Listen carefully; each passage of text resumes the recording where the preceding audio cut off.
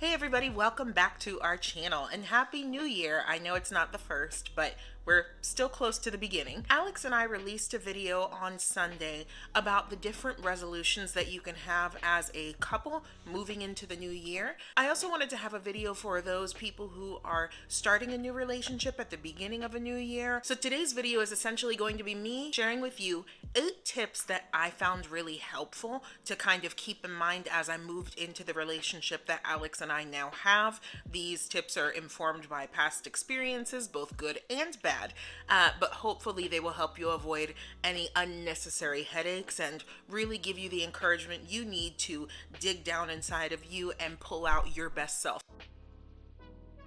You need to love yourself first before going into a relationship. You can't be looking for somebody to give you the things that you need to give yourself in order for you to be happy. If you are trying to figure out your nonsense and your mess, or you're an emotional train wreck, or you've got trauma that you haven't unpackaged, and then you end up in a relationship with somebody else that you end up treating like some sort of therapist where you unload all of your baggage on them, or even worse, like attracts like, and you've got this person that is equally negative and drags you down, or you're dragging each other down, and you thought that this relationship was going to heal you in some way. If you don't love yourself, no one can love you enough to compensate for what you are missing. Be comfortable with your own company before you move into a relationship and expect this other person to fill some sort of role for you to make you feel complete and happy. I am so sad that I did not learn about this when I was younger. It's about the stuff that you absolutely need and want versus the stuff that you absolutely do not need and do not want in your relationship. When I look back at my dating history, anytime somebody would say, I've never done X, Y, and Z, but I want to, or I've never been this kind of a person before, but I want to be that person for you, I would take it upon myself to be like, oh, okay, I can help him do that. And I wouldn't even think twice about the fact that this person is 30 something years old or 20 something years old. If he really wanted to do X, he would have done it by now. He doesn't need me to be his motivation to fix all the things in his life. And I can't be so easily sold on somebody's word that I allow myself to go, well, you know what, this thing that I felt really strongly about, I'll put that down here because he's got potential, or he said he's going to work on it.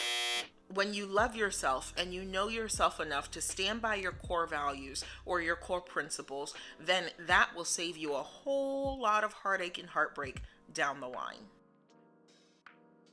Don't ignore the red flags. If we start to get to know somebody and then some sort of troublesome behavior shoots up, we kind of tend to make excuses for that person's behavior where we go, oh, well, they only did this thing once, or I know this person and they don't do these things, so they must have had a bad day, or maybe I did this, or maybe I did that. Don't let red flags slide. If there is something in the relationship, even if it's a small thing, that you feel like you won't be able to handle long term, then say something about it. Be willing to walk away if something pops up that you know you're not going to be able to tolerate long term, or they're just not interested in changing anything. A lot of relationships end when people are like, I don't feel that spark anymore. And the spark is going to wear off. Even in a healthy relationship, eventually that excitement, oh, I can't wait, and I get butterflies in my stomach and I just can't wait to breathe the same air that this person's breathing, that's going to go away. It's part of infatuation. It's 100% normal.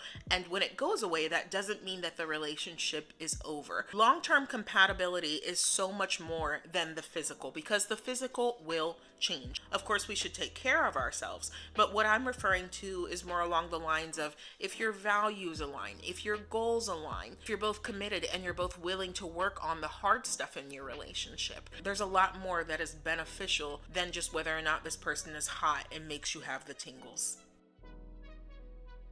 One of the biggest mistakes that I know that I have made when I start a relationship with someone is that person becomes my priority and I stop talking to all of my friends or my social circle that I would typically be involved in or go out and do things with. I stop dealing with them for a few months, and then afterwards I go, oh yeah, that's right, I have friends, I need to talk to them. But if you maintain those relationships, then you're going to be able to get your cake and eat it too. You've got this new person that you're having all of these new experiences with, but you've also got these other people. They're solid homies, they're always going to be there for you. They know you better than this person over here, and maybe if this person doesn't like something or isn't interested in one thing or another, you don't feel absolutely devastated because you still have this support system over here. I used to think I was a master communicator because I know how to talk. There was really no reason that people shouldn't be understanding what I'm saying because I have quite an extensive vocabulary. I express myself well, but that's not the same as getting your message from one end to another. You would think as an interpreter that I understand those nuances because I'm responsible for taking a message in all of its context and getting it over into another language and preserving all of that detail. And I didn't think about communication that way. I wasn't doing any of the work to try and meet the person where they were. I've had to learn how to actively listen. I've had to learn how to have constructive conversations. In this relationship that I have with Alex, where we're different ages, we're from different countries, we speak different languages, we're different races. There's so much communication that gets woven into all of those different levels and layers of our relationship that I constantly have to be working on the way that I communicate with him. Because if I don't, I'm going to disrespect him, I'm going to downplay his feelings, I'm going to ignore something that is really culturally significant to him, or just as a man is really significant to him, and I need to learn how to respect people with my words. So that's something I'm working on this year. A good analogy for a relationship is a garden. Say that you've bought an amazing piece of property with this beautiful garden, but you don't do anything to take care of it. It's going to start dying. And even if from far away that garden looks really pretty, really beautiful, when you get close up, you might notice that there are some leaves that are starting to wilt, or there are some flowers that are losing their petals. There are some bugs that have made their ways inside of the tomatoes. So it's not as pretty as you thought it was from far away. Your job, now that that garden belongs to you, is to grab your tools and take care of those plants and those vegetables in that garden. The same goes for relationships. The beginning of a relationship needs a lot of support in order to continue growing and become that final fruit that you want to see at the end of the day.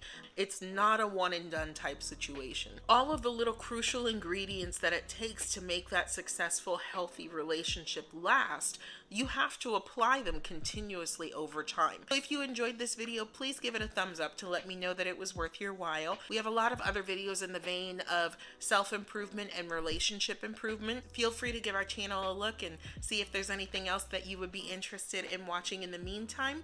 Remember, as you move into this new year with your goals and your refreshed perspective that with God, all things are possible. I will see you next time. Take care.